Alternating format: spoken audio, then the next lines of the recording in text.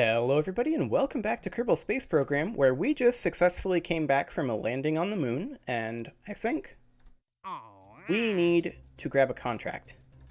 Now, a contract to rendezvous in orbit around Kerbin is something we are going to do, but not immediately. I'll grab it for now. Gather surface-deployed mystery goo observation science from the surface of the moon. That is something that we are going to do anyway. Let's go ahead and take that. A new surface outpost on the moon. That is something that we are not going to do immediately. We're going to do that, but on Minmus, not on the moon. So I think we're going to pass on that one for now. Rescue. Yeah, I don't think we're going to do any of that. A satellite in an equatorial orbit of Kerbin is something we absolutely could do. But I think we will pass on that unless we need the money. So we do need to spend our science, and we also need to upgrade our R&D eventually, but look at that, we don't have enough money. So we can't go into this yet, so I guess we'll just fill up on all of these, and otherwise just save up our science. Okay, so let's address the problems that our lander had in the last mission. So let's go ahead and open up the Flee2L. There we go.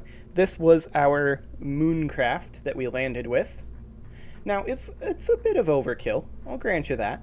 However, the major issue that we were having is twofold. One, this single solar panel just wasn't cutting it.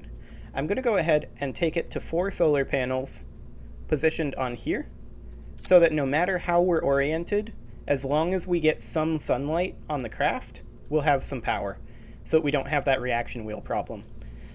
The other thing that we need to address is that the landing legs were not wide enough to prevent tipping. So we're going to take the landing legs off of here, and we are going to go ahead and move the fuel tanks down to be about here or so. We're going to probably need to rerun the fuel lines to be about like that. Do we have delta V? We have delta V. Excellent. Okay, so we rerun the fuel lines there, and then we are going to be putting the landing legs out here. As low as we can, about like that. Actually, I'm going to raise them slightly. The fuel tanks are already quite low, so I'm just going to put them about like this. Yeah. That way they're lower than they were before, but more importantly, they're wider than they were before. Also, having our fuel down here should greatly change our center of gravity for this structure here. Where is our center of mass? Yes, our center of mass is much lower than it was before. So that's perfect. I'm going to go ahead and retract the landing struts. And the next question is, do we want... The module is blocked by the fuel tanks. Okay, that's a problem. The next question, though, is do we want to bring a 2-seater re-entry module? And I think, let's see, the 3-seater is basically the same size. Do we want to bring a 3-seater? Do we have a need to bring a scientist on this? I mean, resetting the Science Junior is one thing, but we've kind of already got the Science Junior data. Do scientists setting up the experiments increase the yield on them? That is something we actually do need to know. Well, let's try it for science. I'm going to bring the 3-seater module here. And it's going to look really awkward. Really, really awkward. Now, looking at this, we still need to rotate this. No, not like that. We still need to rotate this ever so slightly. Specifically, where the tanks are. Because we need the tanks to not be blocking our entry hatch. That would help. So let's go ahead and mount the tanks No, we want quad symmetry. Let's go ahead and mount the tanks right about here, I believe. And yeah, that's got the delta V. Now that's got a lot less delta V, because this pomegranate re-entry model, or module, is 2.27 tons, compared to the 0.84 tons of the Mark I command pod, so this is substantially heavier. Also, it went back to 2 symmetry. I need you to stop that, please. Thank you.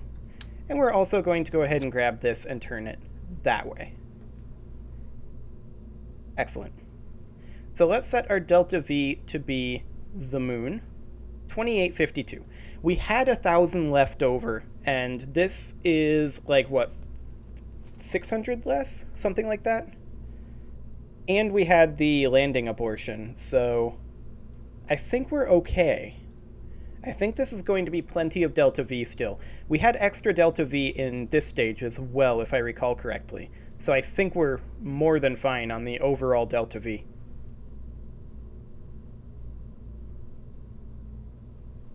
Yeah, should be fine. The only other thing is I believe that this guy here, does not have a reaction wheel. So we are actually going to have to get one. The question is, do we get a small inline reaction wheel? Or do we get a larger reaction wheel? How much is the weight? Almost negligible, actually. What's the crash tolerance? 9 meters per second? Okay, kind of don't want to put it in this stack. We've already got a pretty large stack of stuff here. Well, we got our Science Junior from landing on Moon, right? Let me check that. Show unlocked experiments. I want to show all experiments. And then we will... Moon, specifically. Mystery Goo report. Mystery Goo, Mystery Goo. Materials study while in space high. Yeah, I want materials study. Specifically. And this is... Can we do materials study moon? Just like that? Yes, we can. While in space high, while in space near. We didn't actually get it while landed. Okay. So that would be in this landing that we would get it while landed. So we do need this Science Junior. Good to know. So the next question is, where do we put this SAS module? Just up here? No, not you. Get back on there. Just right here? I mean, that's going to move our center of mass of this module ever so slightly. But I think ultimately we're probably okay. Let me just grab this here and check that center of mass. I think that's still plenty low. This is a bit unsightly, but it'll have to do. It's a bit unsightly here as well. We'll have to see just how stable this connector is here. But I think overall this is fine. So let's go ahead and double check our staging all the way up. So we've got those side engines, and our core engine. And then we eject off our solid fuel boosters. And then we eject off our side boosters. And then we eject off our first stage and fire our second stage. And then we eject off our second stage and our nose cones. Right, the nose cones. I feel like when we go to the second stage, we can ditch the nose cones at that point. Because we should be at least high enough in orbit to or high enough in the atmosphere to not have to worry about the nose cones. And then we ditch our second stage and go to our landing stage. And then all of this should be separate. This is ditching the side boosters and the landing engine. And this decoupler here is specifically the reentry module that we don't want to eject, I think, ever. Like, can we just have this not be staged? That would be nice. The other question is, with the higher mass of this lander craft, how are our parachutes going to handle it? I think I'm going to go ahead and double our quad chutes, or our quad drogue chutes. We had 2 drogue chutes before. I'm going to make them be quad drogue chutes so that way we have just that much extra drag to slow us down, because I don't want to be on the way back from a successful mission and impact the water because our drogue chutes couldn't handle the increased mass. That would be awkward. So yeah, I think overall this is pretty much good to go. The other major thing that we need to do, of course, is we need to change what we have in our cargo storage unit. Now, we already have an experiment control station, so we don't need that. And we already have 2 photovoltaic panels, which if we can redeploy those with an engineer and have increased power flow, then that's fine. But I also want to go ahead and... let's see, where is the ground? Oh, where were these classified under? Cargo, that's what it is. I do want to go ahead and have a GUOB ED monitor in here. Do we want a second one?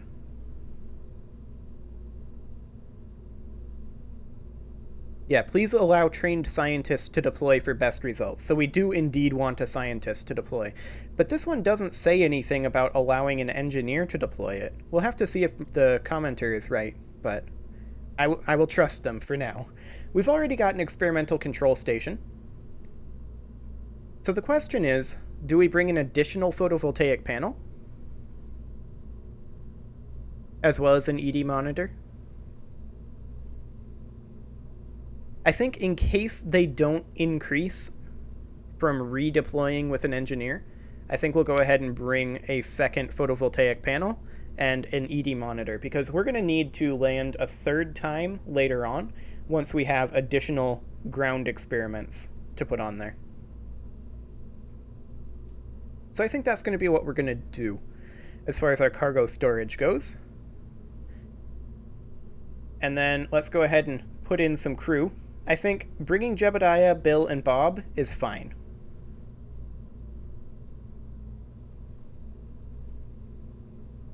Ultimately, I think that's completely fine. Yeah, should be good. Let's save and launch. However, before I run this launch, well, actually, I was going to say it's pretty much time to put a cut in, but I think we have enough time to get to orbit and test a few things. Okay, I'm just looking at the stability of this up here. Let's go ahead and EVA Jeb. I thought that we'd EVA from here. Let's just go ahead and revert that to the vehicle assembly. Okay, so since I thought that we would EVA from here rather than here, I put the ladder this way. But that's not the case. It would appear we EVA from here. So let's go ahead and rotate it like this. And now let's try.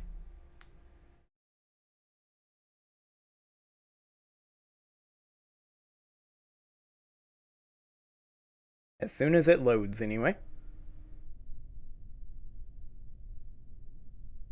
Do we EVA from different places depending on who EVAs?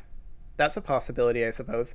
But this way, Jeb can EVA to there. And let's just test Bill EVAing. Okay, he EVAs the same place. And Bob, I'm assuming, does as well. Yes. Okay. There we go. And we've got our additional solar panels, and overall, this is a more robust craft. I did not check our thrust to weight ratios, but those actually look okay. We do have more weight, so it's going to be a little bit harder to get into orbit with our same lifters, but realistically, we were kind of overkill before, so I think we'll be fine.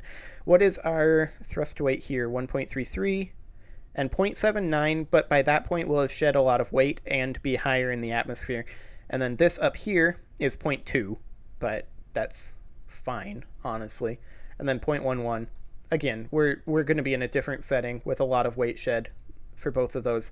So I think in that case, I've now wasted enough time on the launch pad that I should go ahead and put a cut in here. And next episode, we are going to launch this lander and head to the moon for the second time, this time with more Kerbals.